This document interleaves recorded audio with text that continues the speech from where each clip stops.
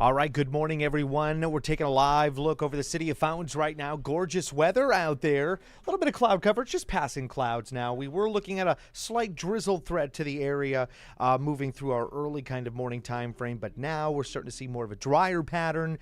Nonetheless, there's just enough moisture out there for some partly cloudy skies to continue on into the afternoon. It's a beautiful day expected today.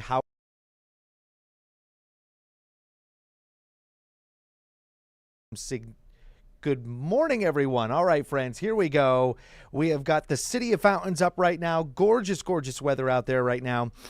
We are tracking some very interesting heat to the area as we move forward into our Thursday forecast. Friday's also looking to be rather interesting with an opportunity for storms to develop. So we need to get you going here. Let's move forward. Hey, good morning to everyone. First Warn 5 Meteorologist Greg Bennett here, trying to figure out a few things popping up.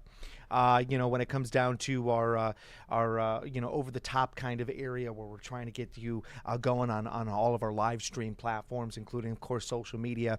But there's a lot to discuss in the weather. We've got 2 first warns now issued to the region. We've discussed one already. Obviously, we're talking about major heat that's returning to the area. Technically, it's as early as tomorrow. We're looking to hit the 90s, but not as humid as compared to where we're going to be as we move forward to Thursday's forecast. That's the big one here.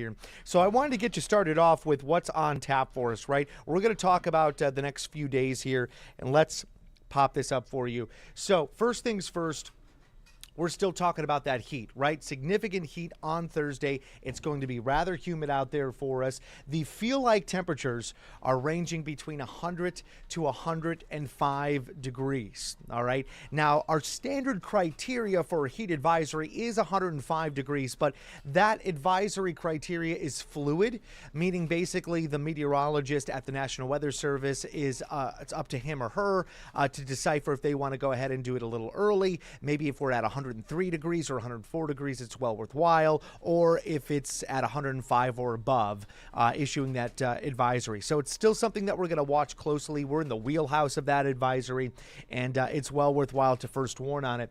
But now the new update is that we've got a limited severe weather risk into our overnight Thursday and really pushing on into our Friday forecast, our early morning Friday forecast. And not everybody's going to see that threat for severe storm activity. Now, with that being said, let's get into that new update, that new first warn, which is kind of that Thursday night into Friday. I've got the severe weather risk right here. There's the yellow zone that's behind me right now.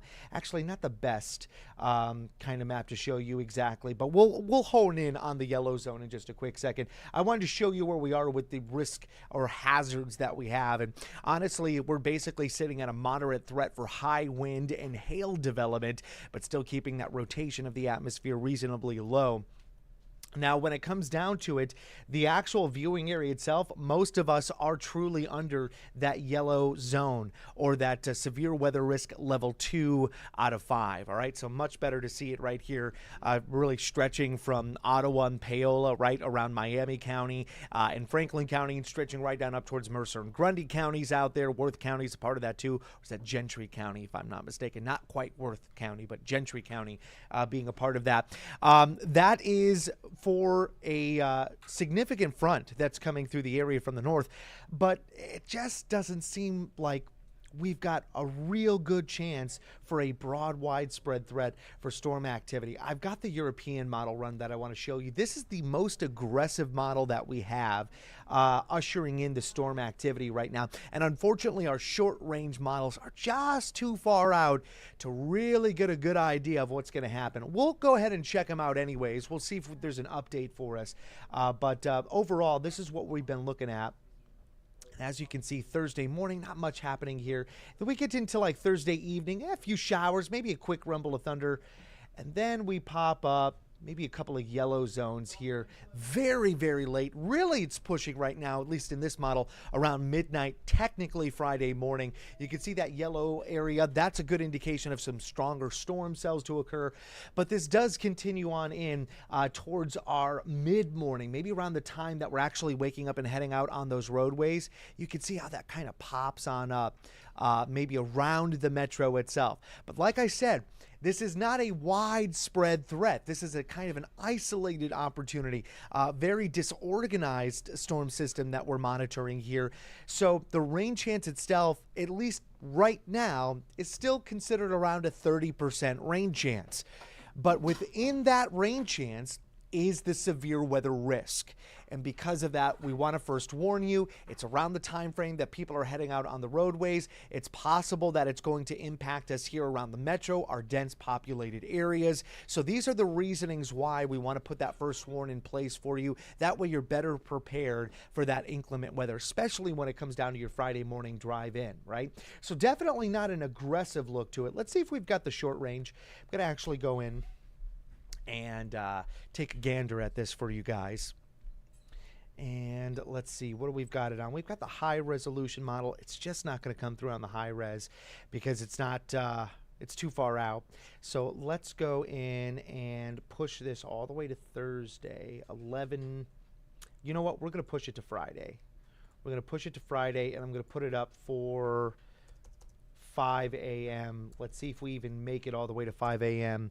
with the blended model or the graph model that we have here.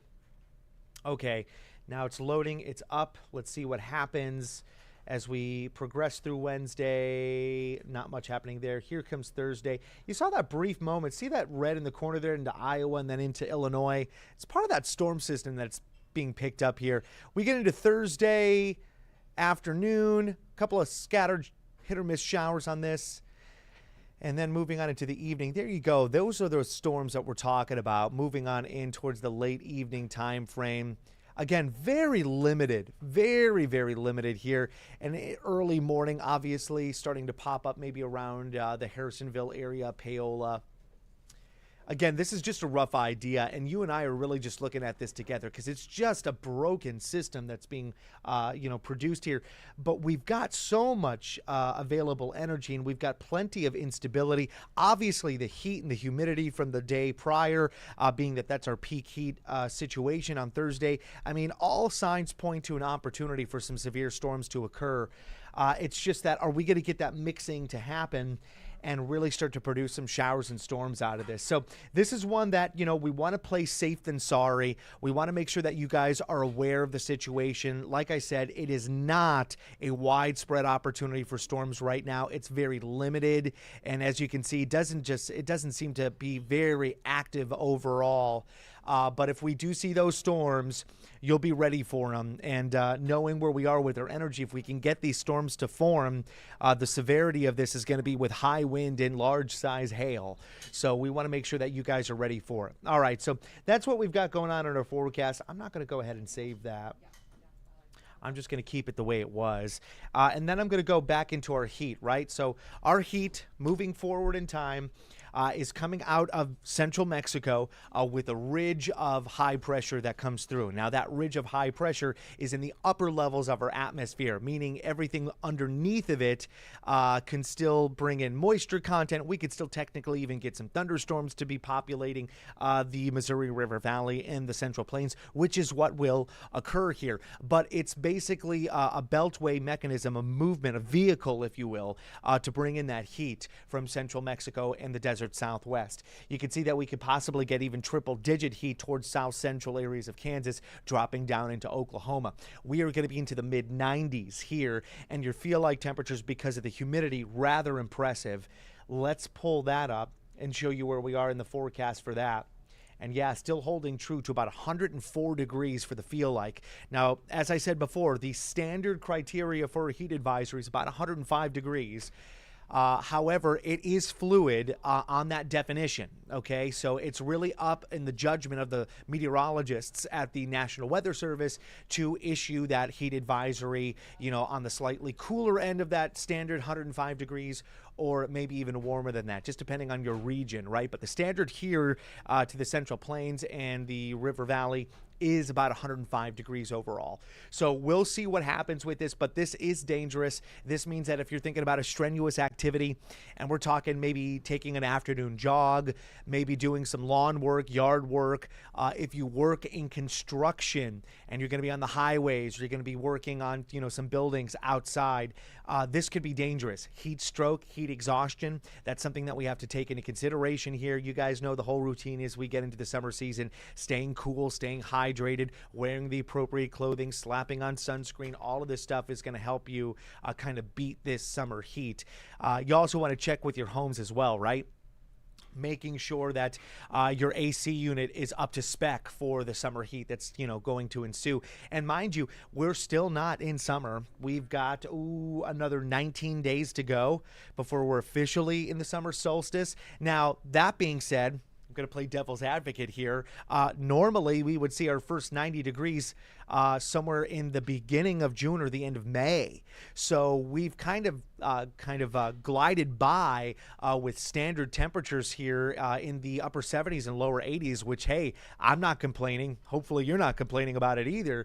But now we're starting to see those 90s. And unfortunately, the 90s themselves look to continue clear on in towards our weekend forecast. I'm going to show you our Security Bank 7-day forecast just to give you an idea of what's up next. And I know it's a holiday weekend here for Father's Day, right? Just know that 94 degrees, small opportunities for wet weather. Really, Saturday night into early Sunday morning is looking more plausible for us, but that means the moisture content is still around. The humidity is still going to be around. So we could still be dealing with feel-like temperatures in the lower triple digits, even moving on into our Saturday and Sunday. All right, so just giving you that heads up now. We're going to hone in on that storm threat for you. We're still gathering information on your feel-like temperatures for even Thursday's forecast, but that's where we're sitting right now here at KCTV5, and it's definitely something we want to take seriously. Hence why we've got those first warns up. Again, Thursday afternoon for heat humidity, Friday morning for the severe weather risk that is ensuing. Even though it is looking to be isolated, it could be impacting the metro areas around that time frame that we're all trying to get to work or maybe running errands around town with the kids. So definitely want to watch out for that. If we do get any new information, we will let you know about it. But for the meantime, I'm going to set you off with a beautiful shot of the Check out the metro here. Gorgeous stuff. Again, just partly sunny skies today. Gray temperatures, 85 is what we're looking at for a high temperature, which is slightly above average by just a few degrees, but it's in the wheelhouse of seasonable. It won't be until we really move on in towards Wednesday that we're hitting those 90s, and then major heat and humidity as we move on into Thursday. Be ready for it, friends.